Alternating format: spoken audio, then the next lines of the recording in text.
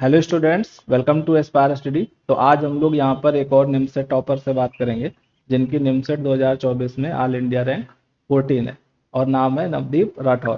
तो नवदीप जी, आप अपने बारे में बताएं कि आप कहाँ से हैं, और फिर हम लोग आपकी जो है निमसेट की तैयारी की जर्नी और अभी फिर कॉलेज की जर्नी पूछेंगे। हेलो सर, मैं my name is Navdeep Rathore और मैं जयपुर राजस्थान से हूँ। और मैंने एस्पायर ज्वाइन किया था अराउंड अगस्त सितंबर में लास्ट ईयर। तो हाँ, ये तुम्हारा ड्रॉप ईयर था या अपेयरिंग था? ये ड्रॉप ईयर था। तो बीसीए हाँ, किया था आपने? नहीं, बीएससी मैथमेटिक्स किया था मैंने जयपुर बीएससी से ही। मैथमेटिक्स जयपुर से, कहाँ किस कॉलेज से? सुबोध कॉलेज। कैसे मतलब उसके पहले क्या अपेयरिंग में आपने दिया था पेपर निमसेट का?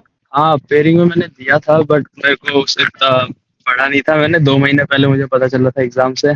अच्छा। और उससे मेरी रैंक आई थी 3500। मतलब 3500 रैंक आई थी उस समय? हाँ, फिर फिर? मैंने पूछा था सीनियर, एक दो सीनियर से पूछा था कि मुझे ड्रॉप लेना चाहिए या नहीं, हाँ। क्योंकि मुझे पता नहीं था निमसेट इतना कुछ खास एग्जाम है, इसके लिए ड्रॉप भी लेना पड़ता होगा।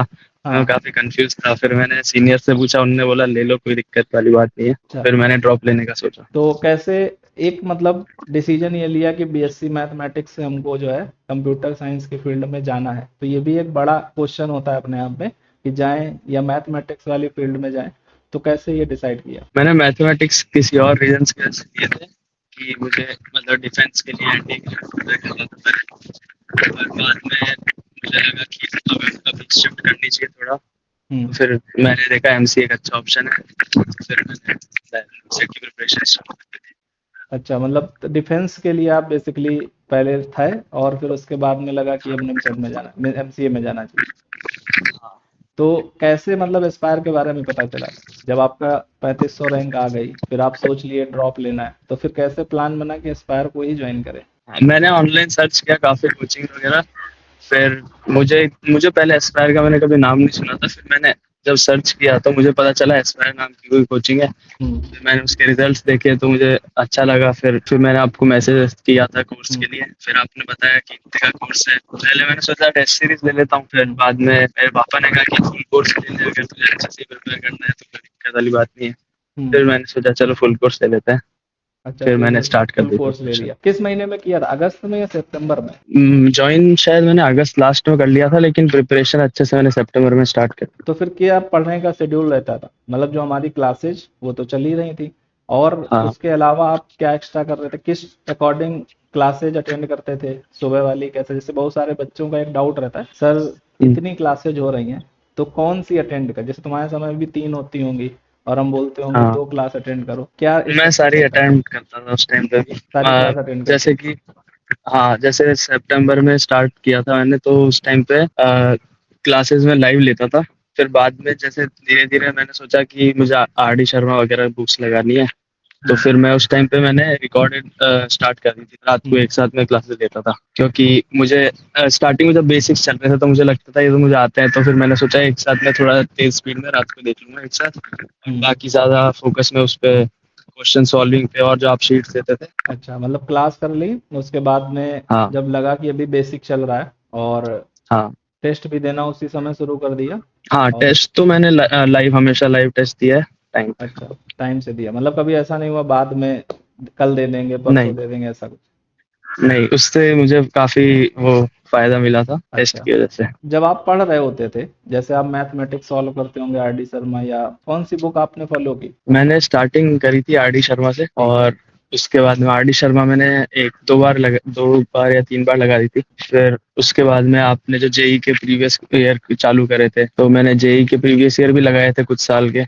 हम्म। और बाकी जो निमसेट पीवाईक्यू होते हैं वो भी लगाए थे, और वो भी अरिहंत भी लगाए थे। लगाई थी। बच्चों को किस हिसाब से पढ़ना, जैसे आपका सिलेक्शन हो गया, ठीक है, बहुत अच्छी रैंक मतलब बनी आपकी, 120 रैंक अपने आप में एक बहुत अच्छी रैंक है, ठीक है। अब ऐसे सोचो कि आपको जूनियर्स हैं, उनको बताना है कि कैसे आप तैयारी करो तो आपका बढ़िया सिलेक्शन होगा और अच्छी रैंक निकलेगी।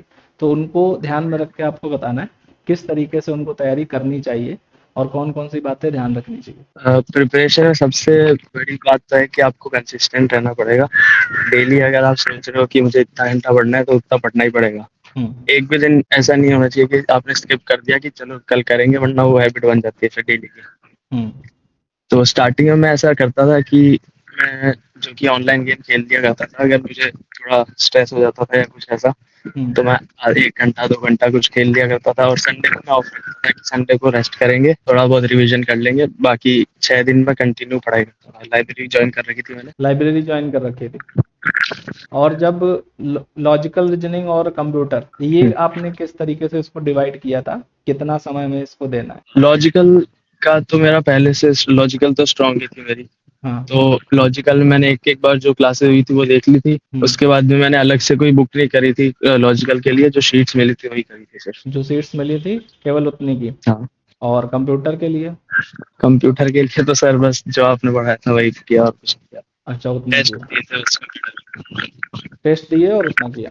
तो नंबर आपको याद है अपने निमसेट में लगभग कितने थे? हाँ, मेरे थे 336.5। नहीं 336। सॉरी, 636। 636.5।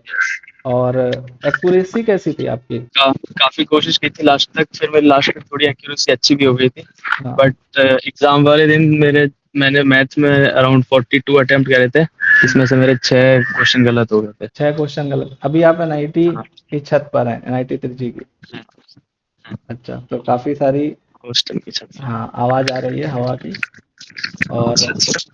हाँ, लेकिन ये है कि एक फील अच्छा आ रहा है कि आप एनआईटी में इंटरव्यू दे रहे हो, जहाँ सपना होता है जब आप पढ़ रहे होंगे तो एक होगा कि एनआईटी त्रिची पहुंचना है हमको कैसे भी करके। हाँ तो आज वो ड्रीम पूरा हो गया आपका। हाँ, ड्रीम पूरा हो गया, बट आगे अभी और हाँ, आगे आगे और तो करनी ही है जैसे वो भी मेहनत, कम। अभी तो वहाँ पे 3 साल रह के कंपनी के लिए पूरा एफर्ट, जितना अभी हाँ, आपने किया उससे ज्यादा करनी मेहनत। तो कैसा लग रहा है वहाँ पे एनआईटी त्रिची में? अभी तो अच्छा लग रहा है, अभी सब एंजॉय कर रहे हैं। अभी तक उस पढ़ाई का प्रेशर स्टार्ट नहीं हुआ, अभी अगले महीने वो फेस्ट भी चालू हो जाएंगे, तो और मजा आएगा। तो और अच्छा, जैसे जो जयपुर से हैं, राजस्थान से हैं, उन बच्चों को क्या मैसेज देना चाहोगे एस्पायर स्टडी के बारे में और निमसेट के भी बारे में, क्योंकि ये एक ऐसा एग्जाम है जिसकी अवेयरनेस उतनी ज्यादा बच्चों में नहीं रहती। हम्म।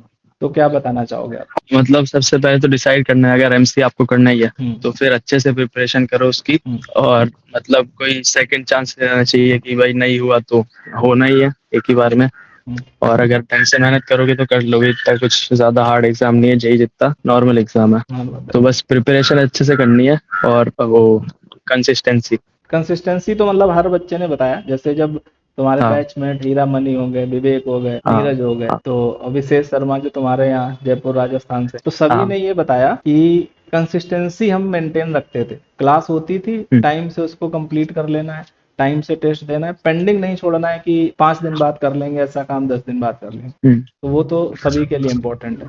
अच्छा, एक हाँ क्वेश्चन और रहता है कि कभी आप डीमोटिवेट होते थे पढ़ते समय? हाँ, काफी बार होता था। मैं कभी कभी मेरी रैंक काफी नीचे चली जाती थी, तो मुझे जो कि टेस्ट होते हैं रेगुलर, उसमें तो लगता था कि होगा या नहीं होगा। बट ऐसा था कि सेलेक्ट, मुझे पता था सिलेक्शन तो हो जाएगा, पर जो कि त्रिची अच्छी रैंक जो कि लाना है, मैंने स्टार्टिंग सोचा था कि AIR 1 के लिए भी प्रिपेयर कर रहा था। बट फिर हाँ, जैसे जैसे पेपर वाले दिन भी थोड़ा स्ट्रेस मैनेज करने के लिए काफी चीजें करी थी मैंने।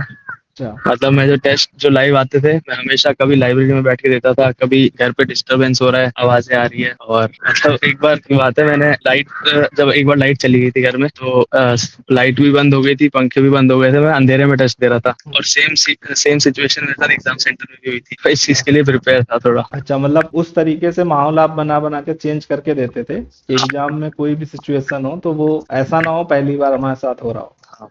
अच्छा, तो जब आप तैयारी कर रहे थे कितनी रैंक एक्सपेक्ट की थी? स्टार्टिंग में मैंने सोचा था अंडर 50 लानी है, हाँ। फिर धीरे धीरे जैसे मैं पढ़ने लगा तो मैंने सोचा नहीं, सिंगल डिजिट लानी है। सिंगल डिजिट में लानी है। अच्छा, मतलब पहले सोचा था 50 के अंदर, फिर सिंगल डिजिट में लानी है।